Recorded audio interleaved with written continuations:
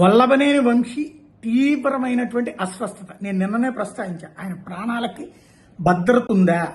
చాలా పకడ్బందీగా రోజుల వారీగా తన ప్రాణాలు పోయేటటువంటి తరహాలో కథ నడుపుతున్నట్టే కనబడుతుంది.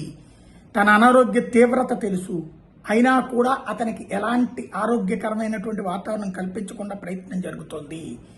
జైలు లోపల పరిశుభ్ర వాతావరణం, అదే సందర్భంలో సరైన ఆహారం అందనీయకుండా చేయటం, అలాగే అతనికి సంబంధించినటువంటి సరైన వైద్య చికిత్స అందకుండా చేయటం, ఇందులో తిలా పాపం తలా పిడికెడు.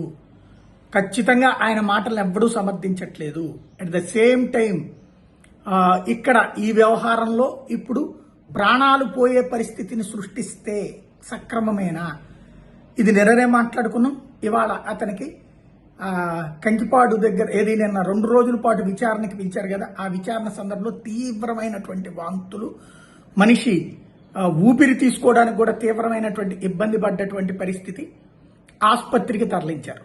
ఏదైతే ఇళ్ల పట్టాలకు సంబంధించి నకిలీ ఇళ్ల పట్టాలన్నటువంటి దాని మీద విచారణ చేయడానికి అంటూ పిలిచినటువంటి సందర్భం, తద్వారా ఆసుపత్రికి తరలించారు. ఇప్పుడు తన ఆరోగ్య పరిస్థితి నిలకడగా అయితే లేదు.